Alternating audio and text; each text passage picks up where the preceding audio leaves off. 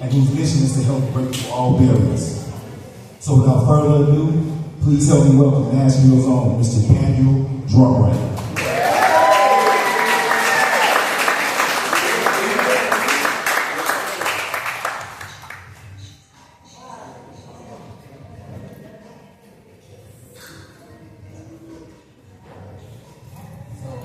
Good evening, everyone. Thank you for that warm welcome, Ty, Greg, James. Thank y'all for thanking me. Just giving me the opportunity to come and speak today and share the third annual For the Fathers Awards ceremony. I'm actually going to pull this off because I talked a little bit better with my hands. So, again, I really look forward to this day. I always look forward to sharing with others, especially just uplifting and encouraging those. But today, we're here especially to uplift and encourage the men of our community, fathers. So, in preparing for today, I asked myself, not just what I wanted to leave you all with today. I actually thought about myself sitting in this crowd here amongst all of you, especially some of the influential men in our community. And as I thought to myself, I said, you know what? If you're asking me what I believe is important as a father, or at least what I will be known as a father, I think every man in here just wants to be known as somebody who rises to the occasion. And when you know people as men that care about what you're doing. So men, I continue to ask you to step up to the plate. Because that's exactly what we want to be known for. I have been really privileged to have a lot of men in my life enrich my life, uplift me, encourage me, but be more of an example of anything. One of my good friends, he's not here with us today. He planned on being here, but he and his wife haven't been able to travel out of town. But I think about my friend Tracy. Tracy inherited fatherhood at an early age of 22 when he married his wife. And I believe they've been married almost 19 years. So he became a father to their son, her son.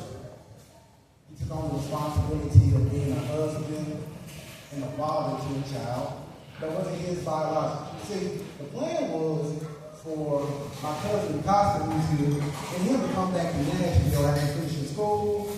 Me and my friend Nick, we were still here. We had a lot of other friends, but us four kind of are like the jail, and we say we're closer than all the other ones. And we were planning to come home, get started business plans, and get good jobs, and shape life a little bit, right? Well, I can speak for the three of us. It's like we were devastated when he got here. It was like, man, how could you, right? No, seriously. She's the best thing that ever happened. Tracy took on the responsibility of being a father to a child, to their child.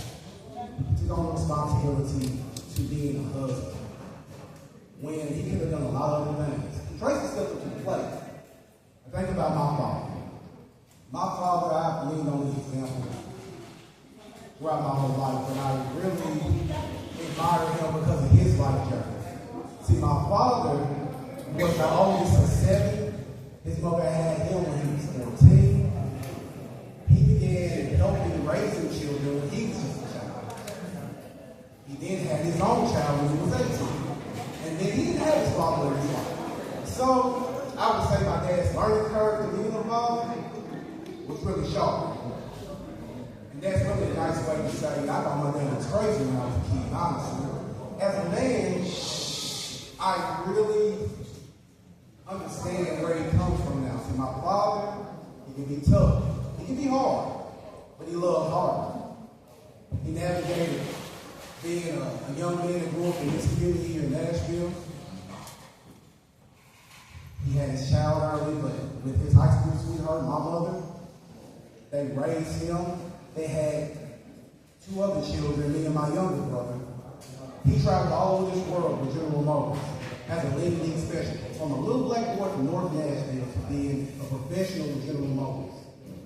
He's been to every continent other than Antarctica, and I don't know anybody who want to go there. But he stepped into the plate. I think about my uncle. My uncle, who has been there for me in so many ways, and like my father, has a very tough story. He lost his mother when he was 14. Never really had his father, but navigated life, became a husband and a father himself.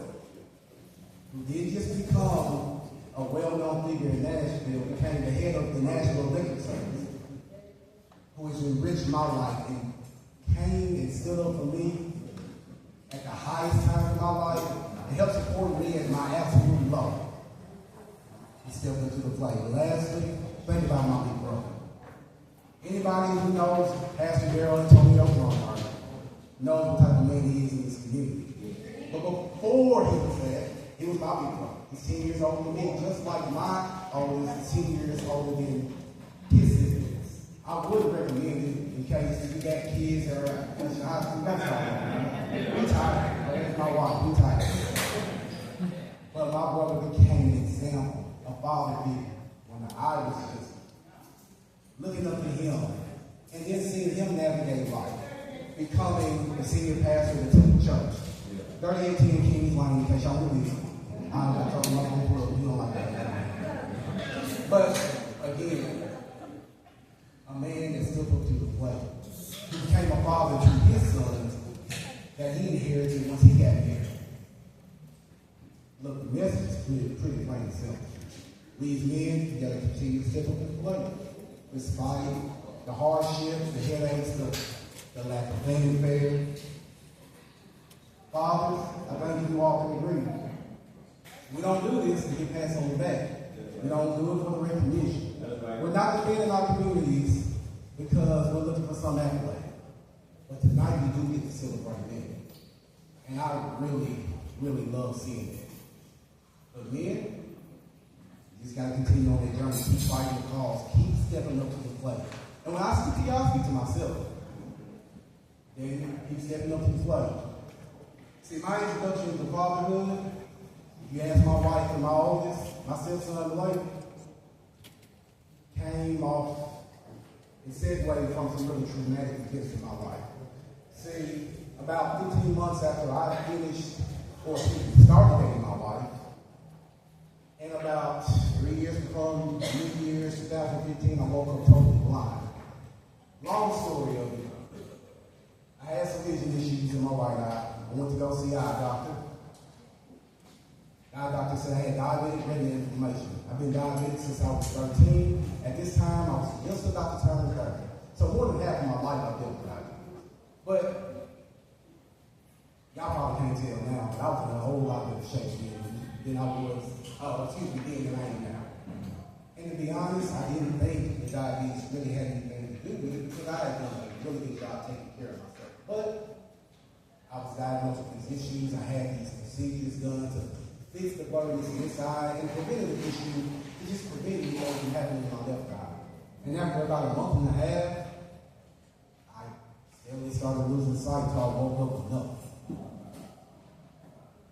My girlfriend, now my wife, drove me to a doctor, and we would learn about a week from men that the issues that I had really had anything to do with diabetes. I actually had leukemia.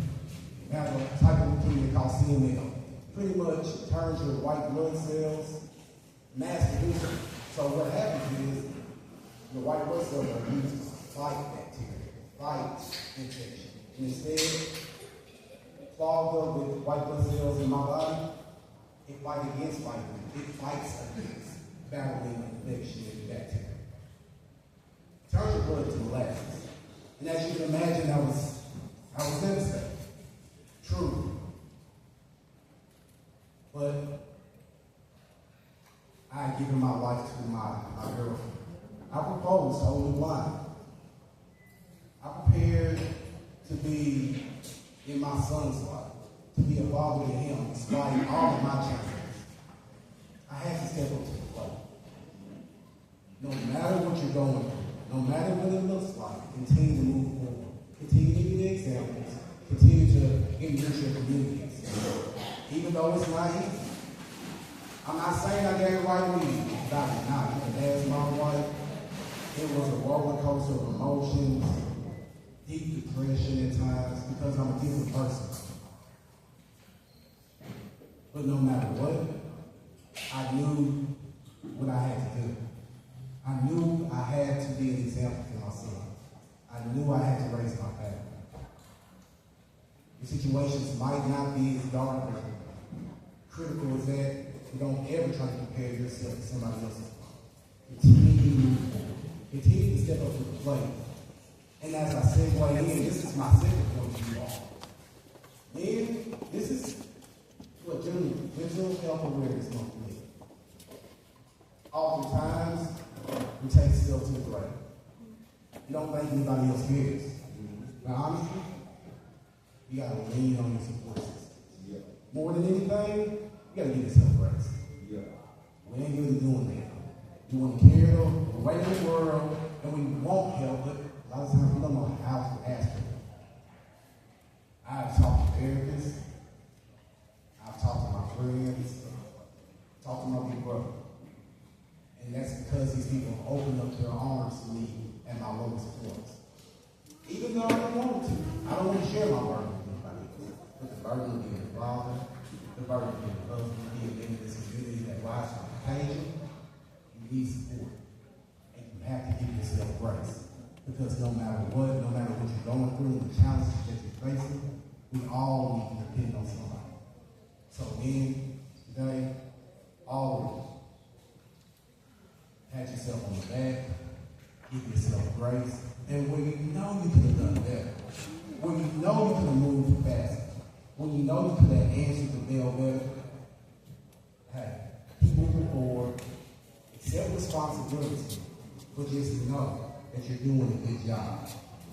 Let me be the person to say that today. You're doing a good job. Unfortunately, life is crazy. I have a saying, life's a journey, take a trip. And if you've made it into fatherhood, if you've made it at this point in your life, where you're an example to others, keep being it. Yeah. And just understand, you have support. If you can dig into that support, continue to enrich others, but pat yourself on the back. And when I tell you all this, I am absolutely speaking to myself. I don't get up here, I'm not a preacher, I'm not anybody that feels like my message has to be that much greater than anyone else's. But what I do want is for anyone who listens to me to walk away saying, you know what? That's all right. I ain't gonna be right about it, but I know as a man, the support that I get is the same support that every person in this building deserves. So continue the process, continue to move forward, continue to pat yourself on the back, and again, give yourself grace. And just know, men, fathers, you're doing a good job. Thank you.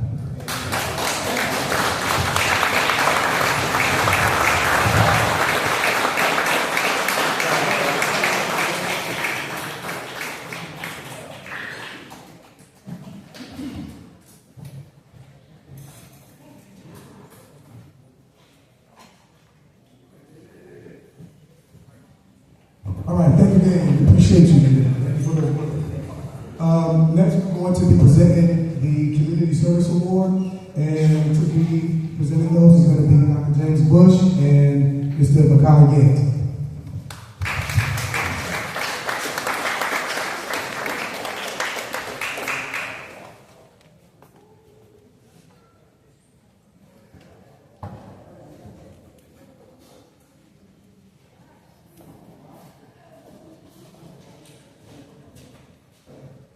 What's going on, everybody? How y'all doing today? All right, so this next award is the Civil Service Award.